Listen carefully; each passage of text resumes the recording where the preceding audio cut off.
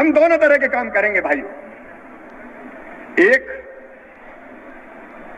भारत को केवल भारत के लिए अन्न पैदा नहीं करना, हम अपने देश को तो आत्मनिर्भर करेंगे। दुनिया समझती क्या है, ये भारत है, ये बिहार है।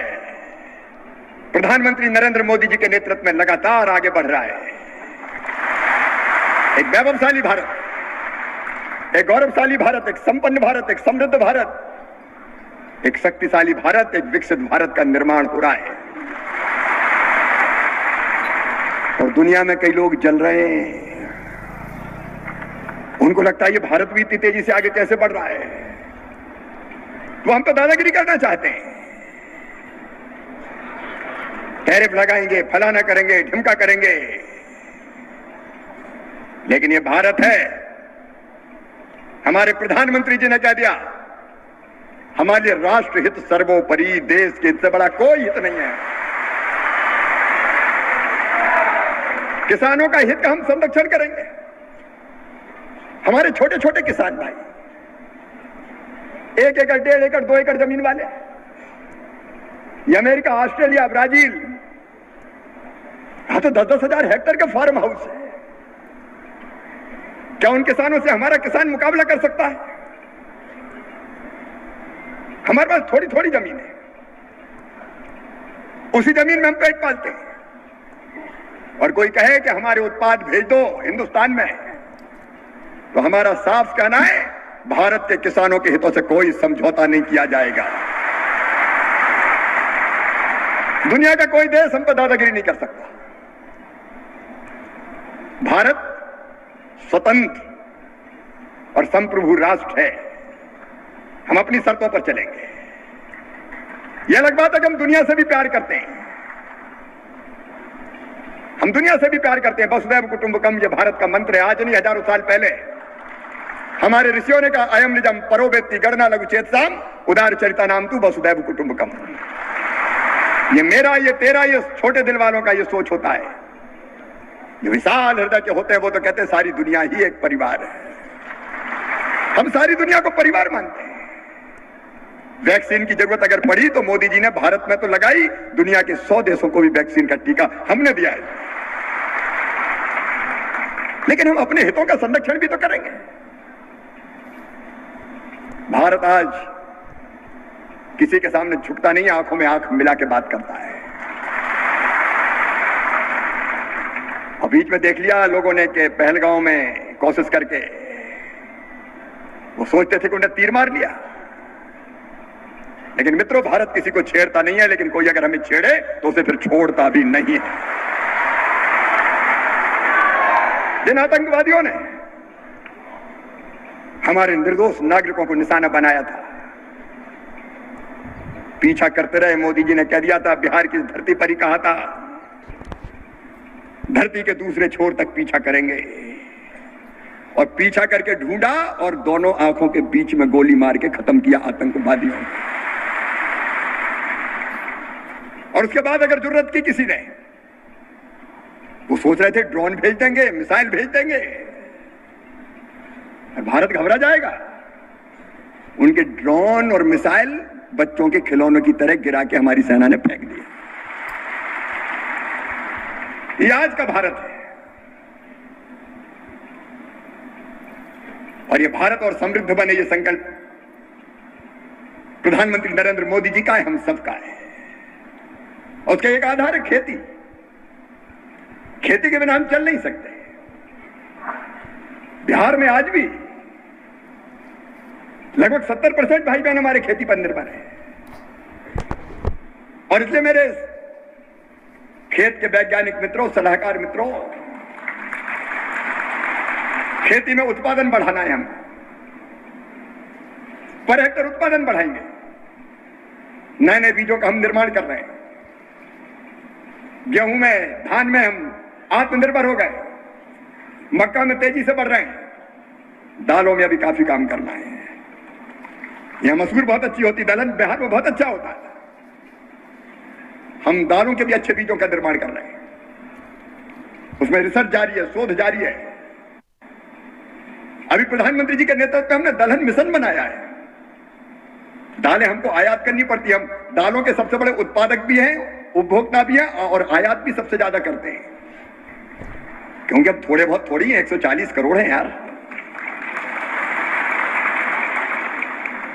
अब दालों में भी आत्मनिर्भर बनना है। और इसलिए दलहन मिशन अभी कैबिनेट ने मंजूर किया है। जिले छांटे जा रहे हैं, उनमें अलग अलग दालों के क्लस्टर बनाए जा रहे हैं। अच्छे दालों के बीज हम देंगे, सब्सिडी पे देंगे, वैज्ञानिक भेजेंगे। तो किसान साथियों, आप लोग शिवराज सिंह चौहान जी के भाषण सुन रहे हैं और शिवराज सिंह चौहान जी ने जितने भी योजना चला रही है सभी योजनाओं के बारे में विस्तार से जानकारी दे रहे हैं। और जब से दोस्तों कृषि मंत्री बने हैं शिवराज सिंह चौहान जी ने, तब से दोस्तों लगातार इसमें किसान हैं, गरीब परिवार है, मजदूर है, महिला हैं, इन सभी के हितों में ही दोस्तों काम कर रहे हैं। और शिवराज सिंह चौहान जी ने लगातार किसानों के हित में भी दोस्तों किसानों को कैसे सशक्त बनाया जाए करके दोस्तों इसमें लगातार काम कर रहे हैं। वही दोस्तों किसानों को बहुत सारे योजना का भी लाभ दे रहे हैं, जैसे दोस्तों किसानों को जैसे खाद बीज खरीदना है इसमें भी सब्सिडी दे रहे हैं।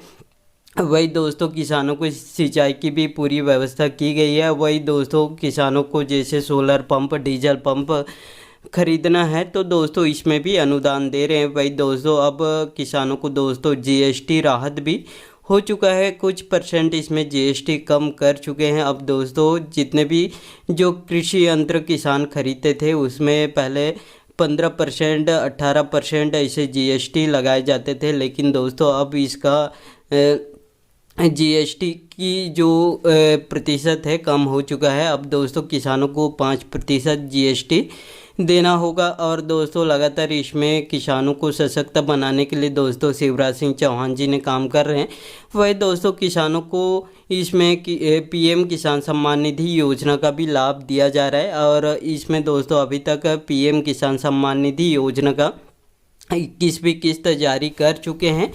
और जिस भी राज्य में दोस्तों बाढ़ से प्रभावित राज्य हैं उन सभी राज्य के किसानों को दोस्तों पीएम किसान सम्मान निधि योजना का जो 21वीं किस्त मिल चुका है, लेकिन दोस्तों बहुत सारे राज्य के किसानों को अभी तक पीएम किसान सम्मान निधि योजना का जो 21वीं किस्त नहीं मिला है।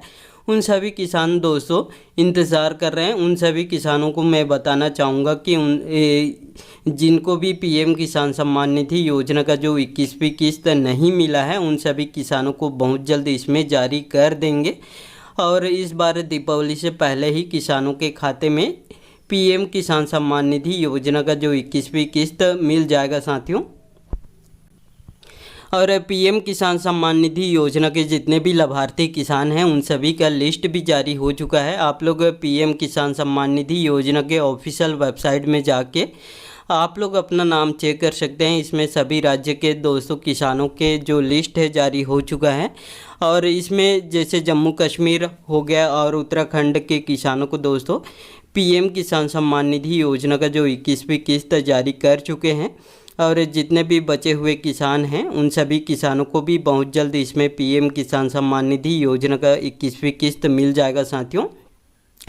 वही दोस्तों किसानों को फसल बीमा योजना का भी लाभ दिया जा रहा है। पहले चरण में 30 लाख किसानों को दिया गया है, लेकिन लगातार इसमें जिन भी किसानों को नहीं मिला है उन सभी किसान फसल बीमा करवाए हैं।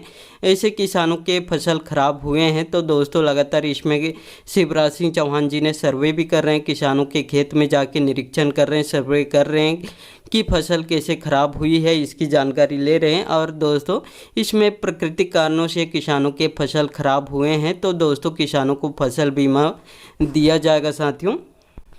वही दोस्तों महिलाओं की बात करें तो महिलाओं को लखपति दीदी बनाने वाली योजना चला रही है। इसके तहत दोस्तों देश के 3 करोड़ महिलाओं को इस योजना से जोड़ने का लक्ष्य रखे हैं। अभी तक इस योजना के अंतर्गत 2 करोड़ महिलाओं को जोड़ चुके हैं।